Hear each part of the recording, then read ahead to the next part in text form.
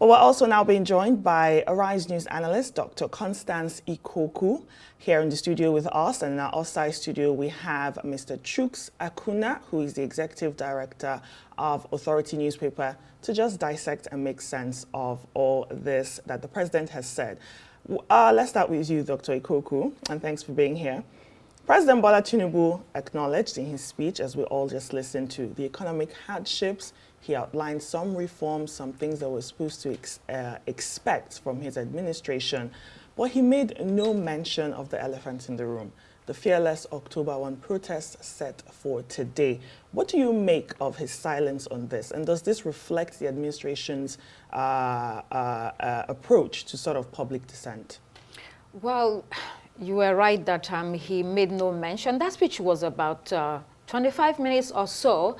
And he literally touched on every sector of the economy that today concerns Nigeria and issues that legitimately worry everyone in the country today. However, regarding the speech today, he said nothing. I think it follows the path that the government has decided to toe, which is that they do not really recognize protests. They have advised before today that the protests be shelved. In fact, when you read the papers this morning, you would hear that the police chiefs here in Abuja, Federal Capital Territory, have told protesters that they are not allowed to pour onto the streets to demonstrate because they have not received any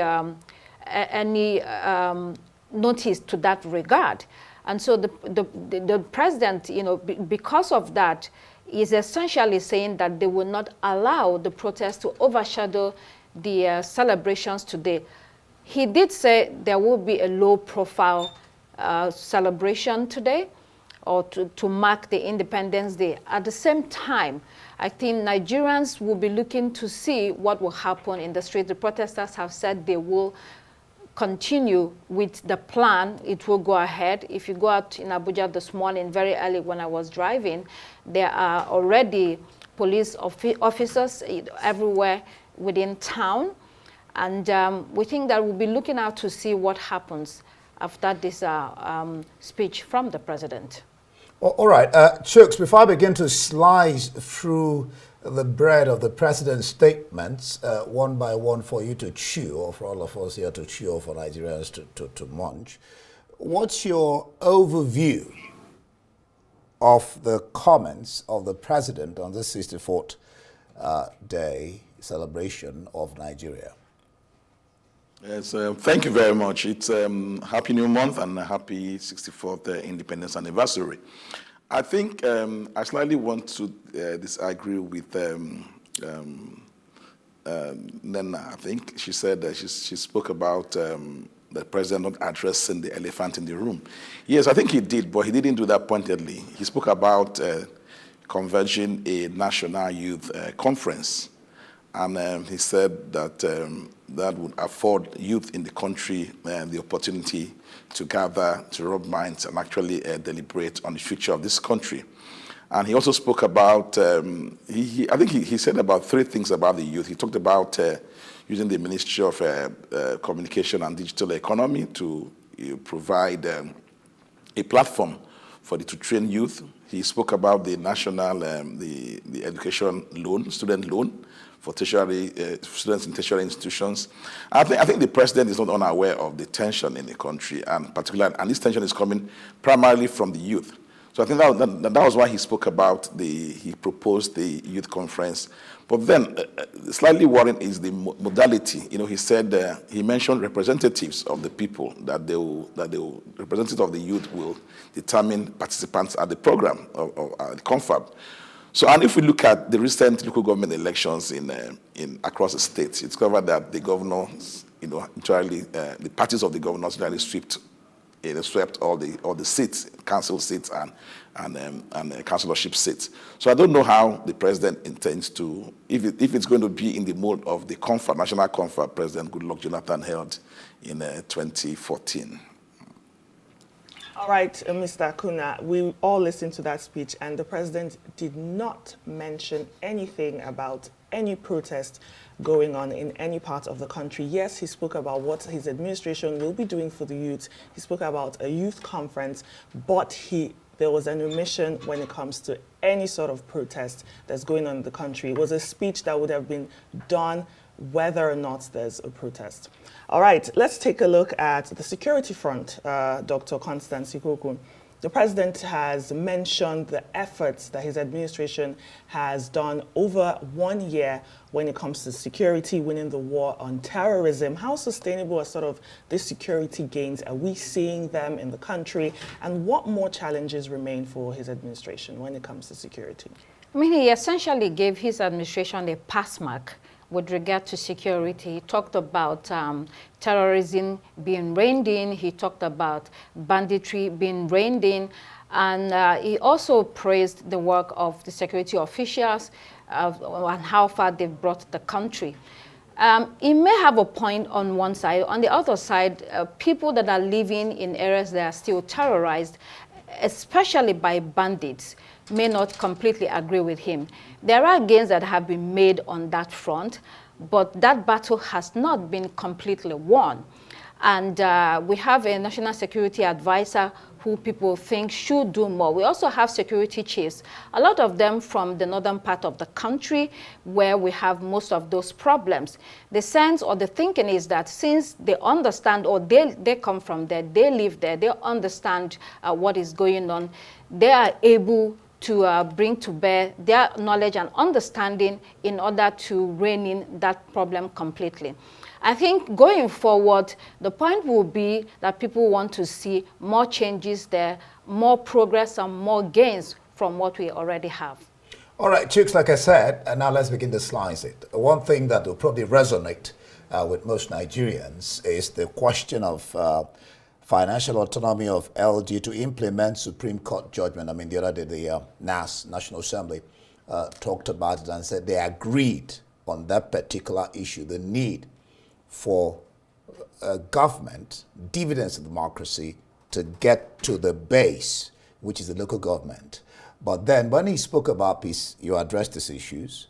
Will there be really peace when people are finding it hard to feed and you have so many mouths there not being able to meet their financial obligations?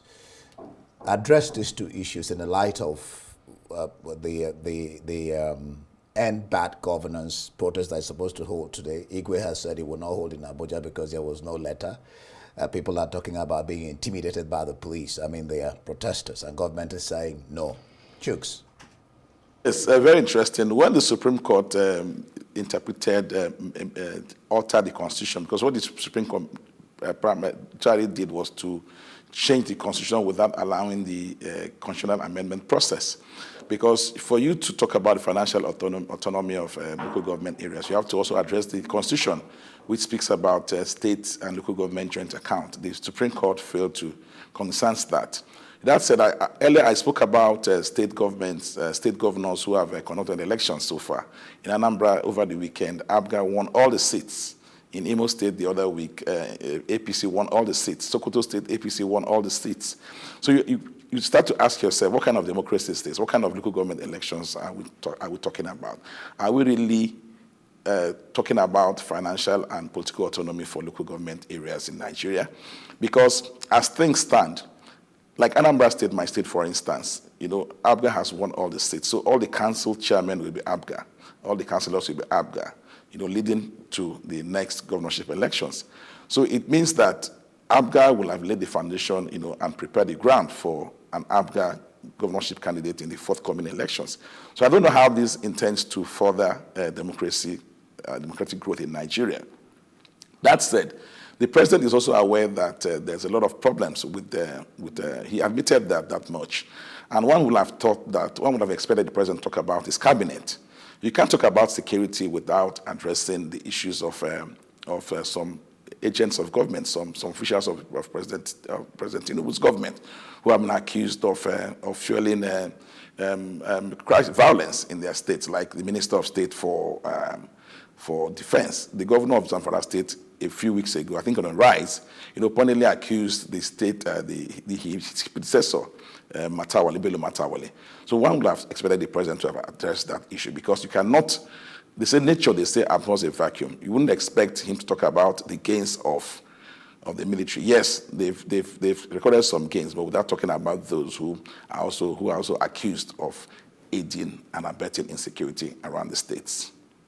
All right, before we move on to newspaper analysis, Dr. Constance, what are some of your outtakes from the president's speech? I know when he was talking, you were just jotting down some of those points. I know he spoke about just implementing measures to reduce cost of living. He thanked some governors for embracing the administration's agricultural production program. He spoke about reducing debt servicing to 68%. What are some of your other outtakes from the president's speech?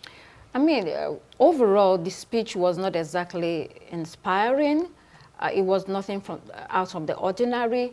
A lot of the things that he said, we've heard them before, whether it was on education, which is, the student education loan for tertiary institutions, whether it was on security, whether it was on agriculture. He's talked about what they are doing in that sector before. But I think one thing that he said that Nigerians will agree with him is when it comes to the Nigerian spirit. He really touched on it and said, Nigerians are people who prevail. However, some would say that that spirit should not be abused. The fact that Nigerians are tolerant, the fact that Nigerians will go to any length to make sure that they turn the corner doesn't mean that they will or they should be abused by their leaders or taken for granted. But he pointed out, our contributions, whether it's in music, whether it's in art, in science, in technology, in Nigeria and all over the world. That spirit has not been able to be managed on a national scale.